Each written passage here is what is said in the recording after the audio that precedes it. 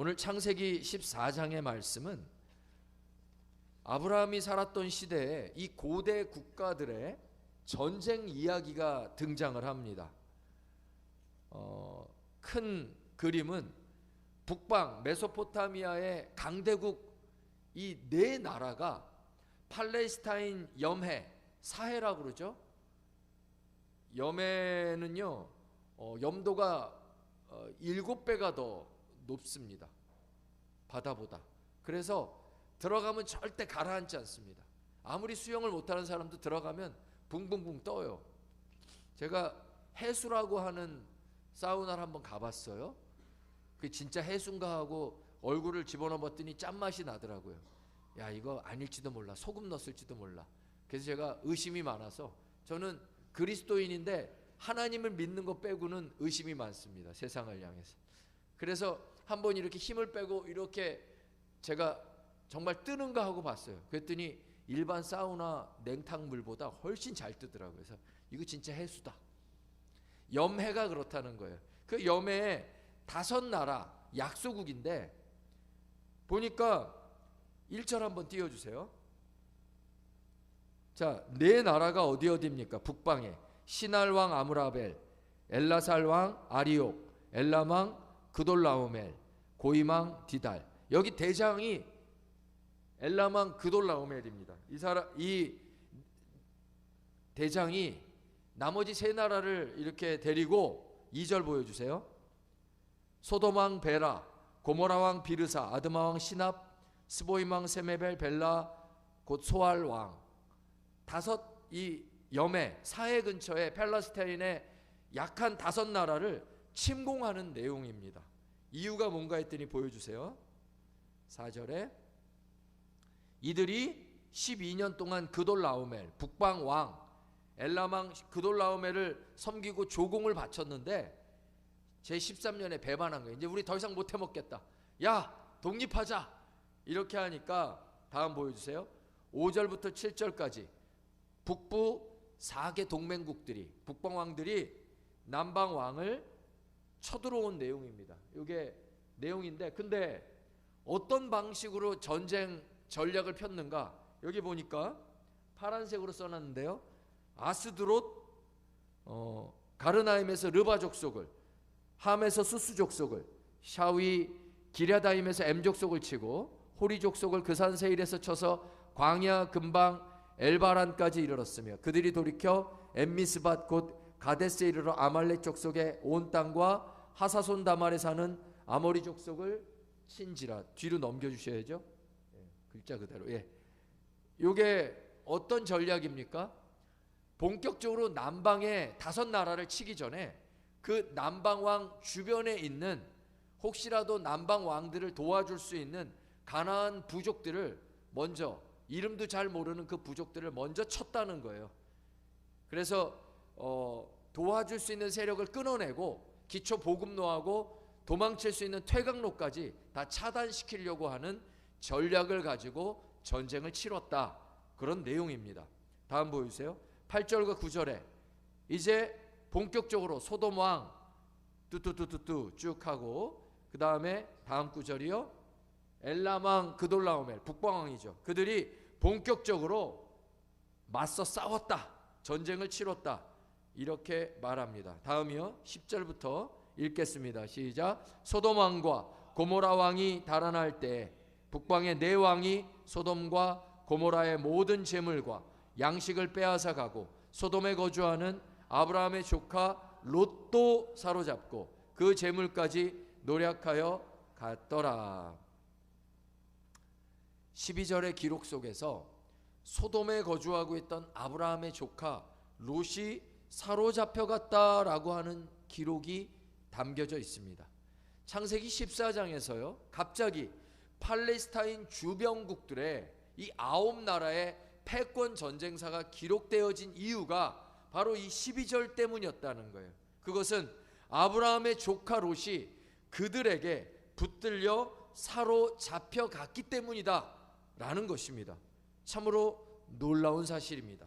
왜냐하면 하나님의 눈과 관심이 세상 나라들의 이 힘있는 나라, 패권 전쟁사에 있지 않으시고요. 하나님이 부르시고 택하신 한 사람의 문제에 관심이 있으셨다는 거예요. 세상의 관심하고 다른 거예요. 세상은 힘 있는 나라, 패권 국가, 미국이 어쩌고 중국이 어쩌고 러시아가 어쩌고 이런 데에 관심이 있잖아요. 또 나라뿐입니까? 힘 있는 사람, 힘 있는 세력, 힘 있는 기업, 이재용이 어쩌고 누가 어쩌고 뭐 테슬라가 어쩌고 이런 이야기들에 관심이 많고 또 돈 있고 힘 있고 여기에 큰 관심들이 있고 모든 것이 그것을 중심으로 움직입니다. 그런데 세상 역사는 그렇게 움직인다라고 세상 사람들은 생각하고 하는데 성경에 보니까 하나님은 세상 역사를 그런 패권 국가들에 대한 관심이 아니라 하나님이 부르신 한 사람 아브라함을 통해 아브라함하고 연관이 되어져 있는 일들로 말미암아 아브라함을 통해 하나님의 역사를 진행시키신다는 거예요. 지금 9 나라가 싸우는데 이 내용 뒤에 읽어보셨지만은 아브라함이 318명의 이 수하 부하를 데리고 팔레스타인 전쟁, 지금 팔레스타인 전쟁하고 있잖아요. 그 전쟁사에 끼어든 겁니다. 부족의 족장이 300 몇 명 데리고 말도 안 되는 일이 지금 벌어지는데 성경은 패권 전쟁사에 힘 있는 나라들에게 관심 있는 게 아니라 아브라함을 통해서 아브라함과 연관되어졌기 때문에 그 아브라함이 그 전쟁에 참여하고 오히려 이깁니다. 뒷부분에 보면.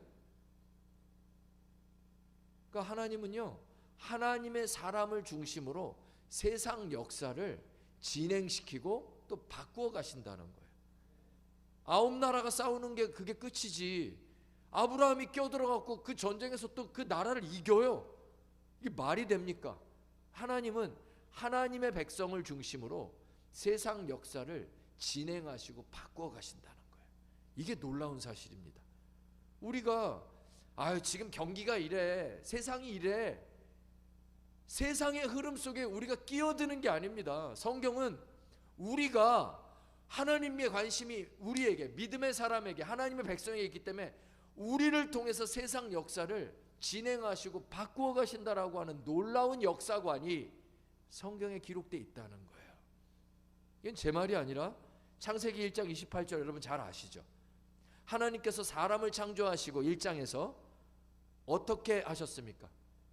잠깐 읽어드릴게요. 하나님이 그들에게 복을 주시고 그들에게 이르시기를 뭐라고 그러셨습니까? 생육하고 번성하고 땅에 충만하고 땅을 정복하고 다스리라.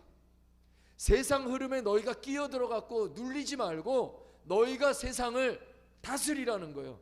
바꿔나가라는 거예요. 내가 너희를 통해 움직이겠다는 거예요. 여러분, 세상이 어떻게 흘러가든 거기에 눌리지 마십시오. 그리스도인들은 하나님의 관심은 하나님의 백성에게 있는 거예요. 나에게 있는 거예요. 내가 오늘 믿음으로 주님의 역사를 하나님 앞에 순종하며 나아갈 때 하나님께서 우리를 통해 속초의 역사도 바꾸시고 강원도 역사도 바꾸시고 이 민족의 역사도 바꾸어 나가시는 것을 믿으시기 바랍니다. 역사는 결정되어 있지 않습니다. 하나님은 모든 것을 예정하셨지만 결정하진 않으셨어요.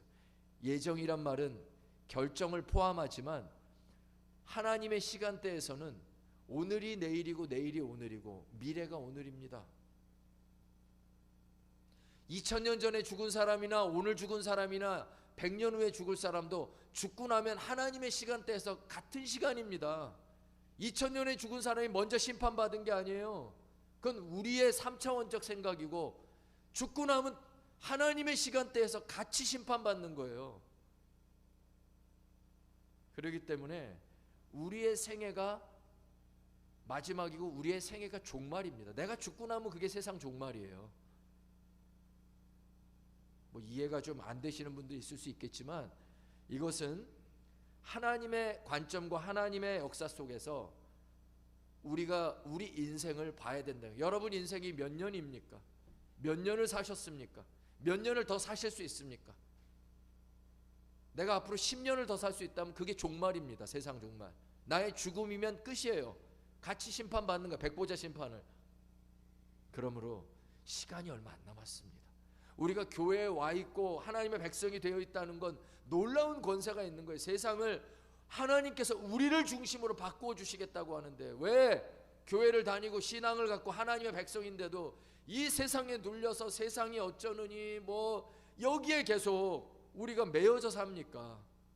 생육하고 번성하고 땅에 충만하고 다스리는 역사로 살아가시기를 축원드립니다. 오늘 그 내용이 기록되어 있는 것입니다. 13절과 14절 보여주세요. 아까 보여줬나요? 예. 여기 보면 이렇게 써 있습니다. 아브라함이 헤브론에 살고 있다는 거죠. 헤브론, 여기 이제 가로는 제가 쳐놨는데 마므레가 헤브론입니다.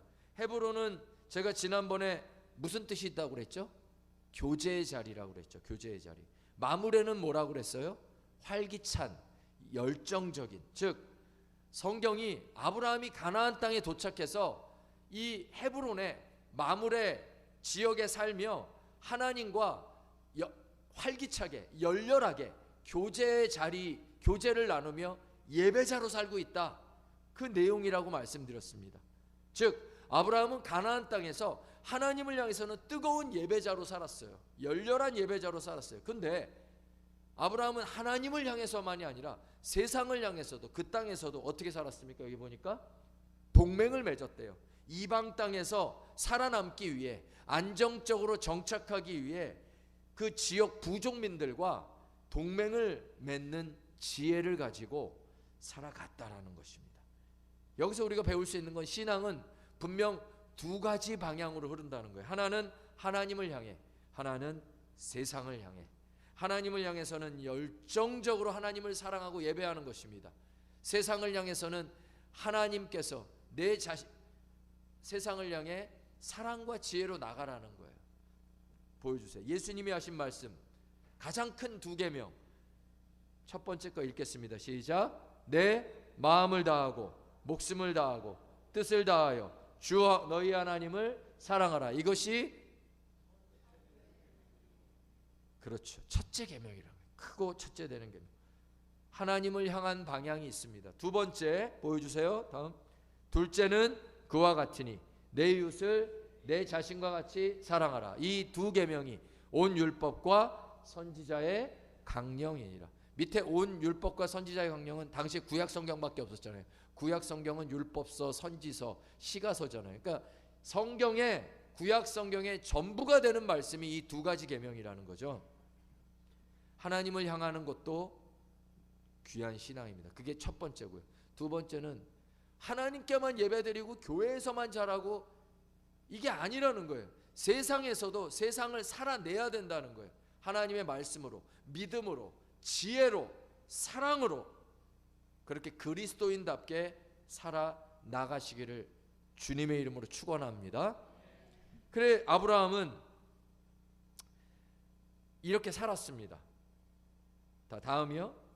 14절에서 아브라함이 그의 조카가 전쟁 속에 붙들렸다는 얘기를 듣고 아브라함이 곧장 자기 집에서 잘 길리운 훈련되어진 그의 수하 318명을 데리고 롯을 구하러 출발합니다. 이 14절의 내용을 통해 우리가 교훈받을 수 있는 중요한 두 가지 신앙의 메시지가 있습니다. 첫 번째는 아브라함이 데리고 떠났던 318명은 잘 길리운 훈련되어진 사람이었다라는 기록입니다. 롯이 붙들려서 그를 구하기 위해 아브라함이 사용한 사람들은 잘 길러진 훈련되어진 사람이었다. 하나님 나라 역사에 쓰임받을 수 있는 사람은 누군가? 그냥 쓰임받지 못합니다. 훈련되어진 사람만 수련받는 것입니다. 우리가 성경 공부할 때 첫 번째로 배우는 항목이 하나님입니다. 하나님의 속성과 특징. 그럼 하나님은 누구신가? 사랑의 하나님, 하나님은 공의의 하나님, 하나님은 거룩하신 하나님. 그런데 뒷부분에 배우는 항목이 또 하나 있습니다. 하나님은 훈련하시는 하나님. 그렇습니다. 하나님은 그의 백성을 반드시 훈련시키십니다. 우리가 하나님 믿고 아무 일이 없다라고 생각하지 마세요. 하나님은 살아계시고 그의 백성을 사용하시기 위해 훈련하신다는 거. 어디서요? 광야에서요. 예수 믿는데 왜 안 좋은 일이 일어나요? 예수 믿는데 왜 어려워요? 예수 믿는데 왜 시험에 떨어져요? 예수 믿는데 왜 사업이 이래요? 훈련하시는 하나님이기 때문에 그래요. 내가 너에게 주는 것은 재앙이 아니라는 거예요. 망하게 하려고 하는 게 아니라는 거예요. 하나님의 백성으로 강한 용사로 기르시기 위함이라는 거예요. 가만히 계시다고 생각하지 마십시오. 성경은 훈련되어지라고 말합니다. 사도 바울도 그 얘기했어요. 보여주세요. 디모데전서 4장 읽습니다. 시작. 망령되고 허탄한 신화를 버리고 경건에 이르도록 내 자신을 연단하라. 육체의 연단은 약간의 유익이 있으나 경건은 범사에 유익하니 금생과 내생에 약속이 있느니라. 사도 바울이요, 경건의 연단, 경건의 훈련을 하라고 써 있어요. 그러면서 비유를 들기를 육체의 연습도, 육체의 훈련도 사람을 실력자로 만들지 않냐. 운동선수들 저절로 되냐. 경건도 마찬가지예요. 영적인 것도 마찬가지라는 거예요. 훈련되어져야만 된다라는 거예요. 교회 나온다고 기도가 저절로 되는 게 아니라는 거예요. 기도의 영성을 갖추라는 거예요. 기도의 훈련을 하라는 거예요. 새벽 기도를 나오시는 분들도 계신데 새벽 기도가 저절로 됩니까? 저도 죽을 것 같습니다. 목사인데도 12시 1시에 잘 때도 있잖아요. 저도 자녀들도 있고 뭐 여러 가지 상황들이 있으니까.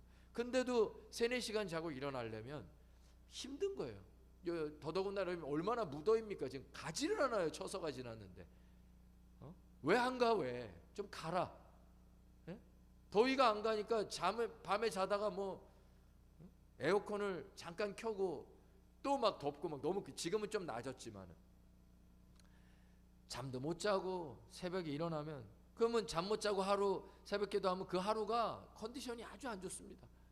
잠깐이라도 낮에 자야 되는데 못 잘 때도 많잖아요. 또 뭐 약속도 있고 상황도 있고. 그럼 뭐 사람이 3-4시간 자고 하루 종일 피곤하게, 그럼 사람 만나는 것도 귀찮아요.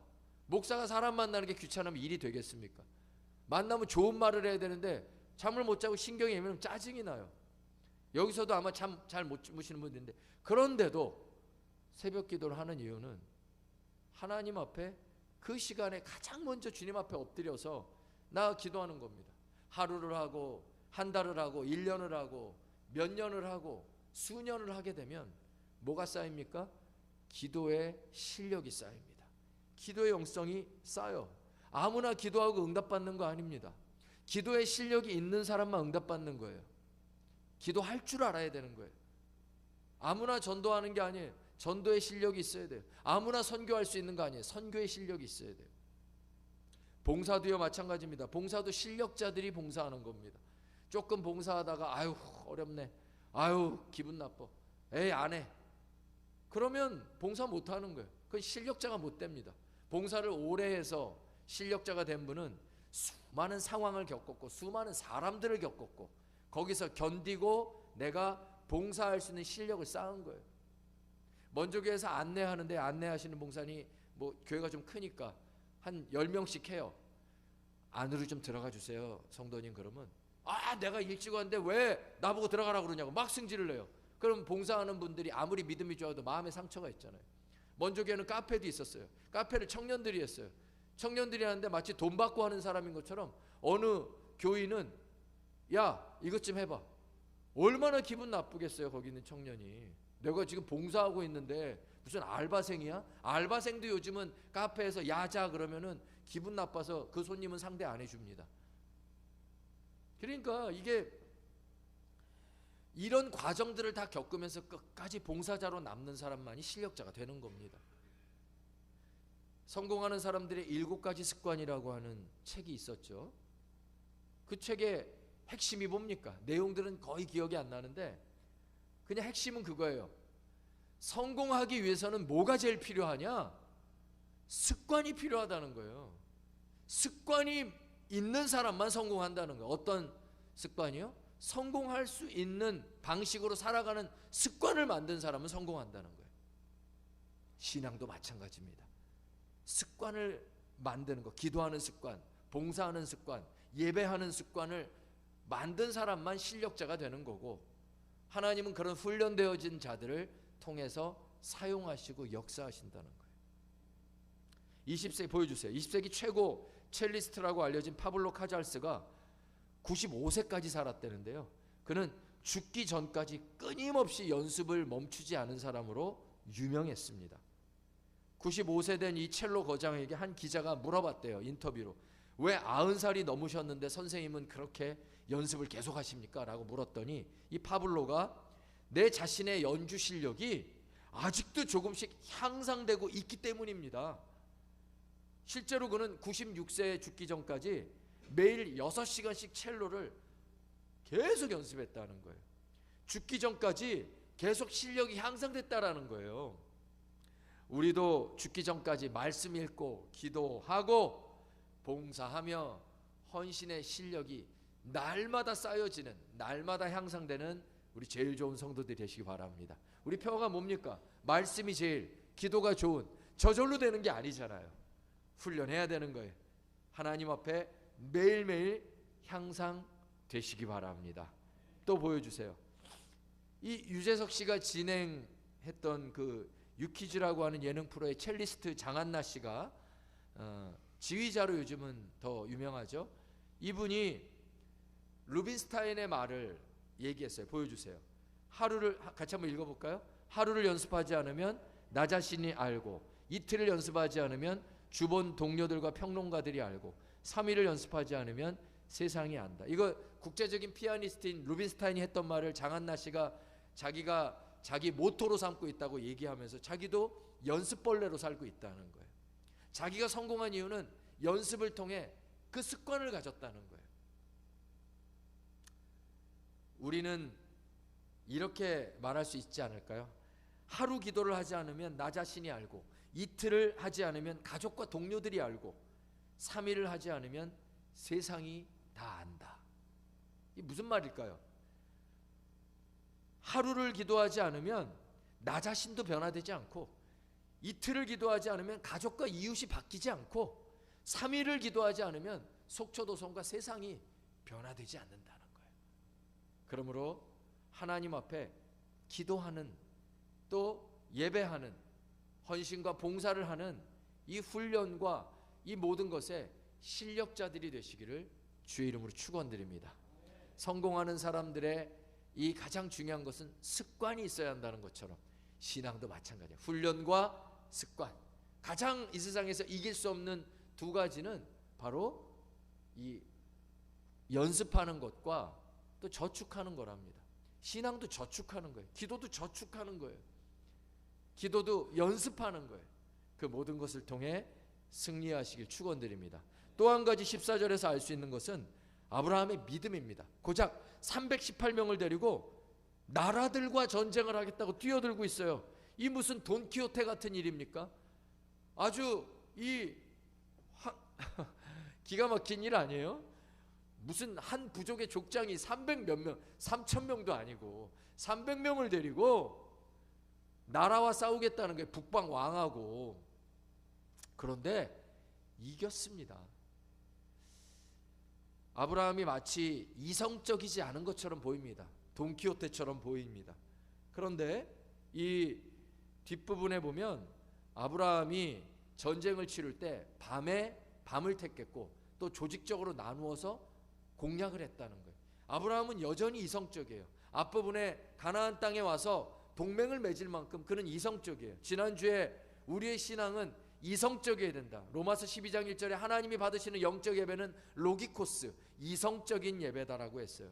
근데 이 이성적이다라고 하는 것을 오해하지 말아야 될 게 계산적이다라는 말이 아닙니다.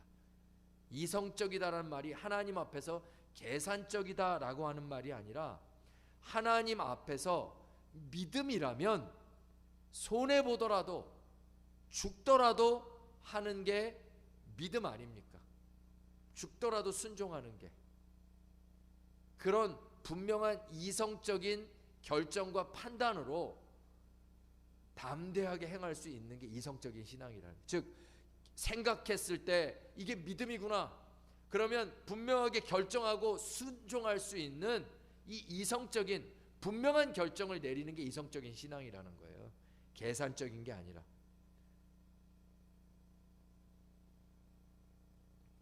아브라함의 신앙은 계산이 아니라 믿음을 택했습니다. 아브라함은 충분히 이성적입니다.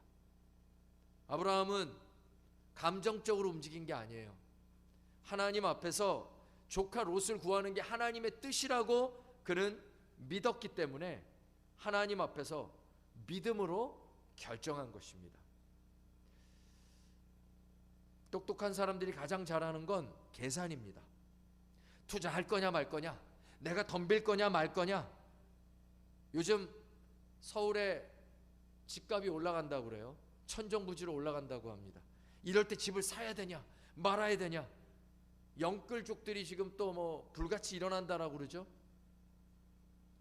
이전에 몇 년 전에 영끌족들은 금리가 너무 높아서 하우스 푸어가 돼버렸는데 지금은 금리가 떨어진다라고 하는 기대가 있기 때문에 지금보단 낫겠지 하면서 또 일어난다고 합니다.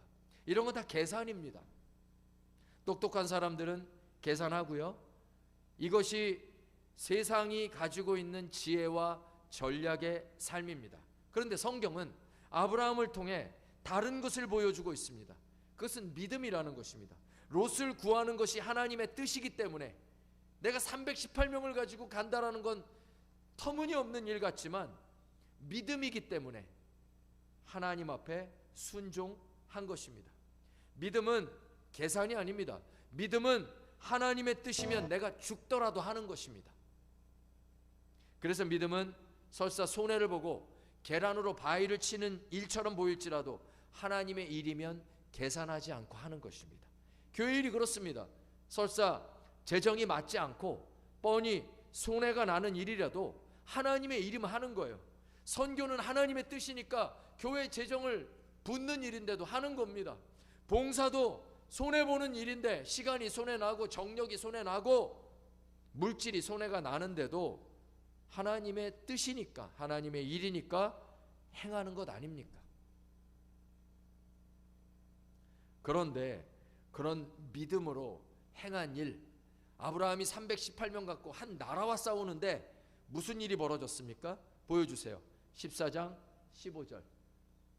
그와 그의 가신들이 나누어 밤에 그들을 쳐부수고 다메섹 왼편 호바까지 쫓아가. 아니 그냥 아브라함이 살짝 가서 롯을 구해왔다 이렇게 안 써 있고요. 진짜 전쟁을 치러서 쳐부수었대요. 원수를 묻히는 뭐 예전에 공산당을 쳐부수자 뭐 이런 것처럼 성경에 쳐부순단 말이 나와요. 다음 보여주세요. 다음 17절에도 또 써 있어요. 쳐부수었다.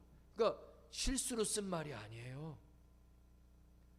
인간적으로는 말도 안 되는 일인데, 인간적으로는 상대할 수도 없는데 318명으로 어떻게 왕을 이깁니까? 나라를.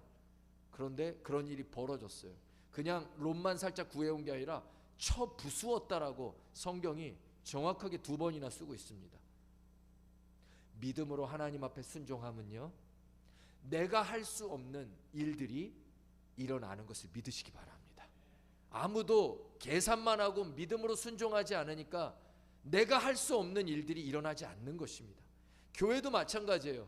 교회의 역량으로, 성도들의 숫자로 할 수 없는 일들을 할 수 있는 것은 교회가 믿음으로 하나님 앞에 순종하며 나가기 때문입니다.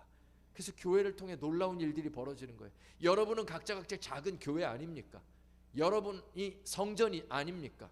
하나님께서 우리가 믿음으로 순종하면 인간적으로는 우리는 상대할 수 없는 그런 일들이, 말도 안 되는 일들이 하나님을 통해 진행되는 것을 믿으시기 바랍니다. 그리스도인은 그렇게 사는 겁니다. 그리스도인이 되었는데도 여전히 세상 계산으로만 우리의 신앙을 살아간다라면 아무 일도 일어나지 않을 것입니다. 그냥 바램만 있는 것입니다. 하나님은 아브라함을 만나서 아브라함을 택하시고 그를 어떤 사람으로 만드셨습니까? 무슨 조상입니까?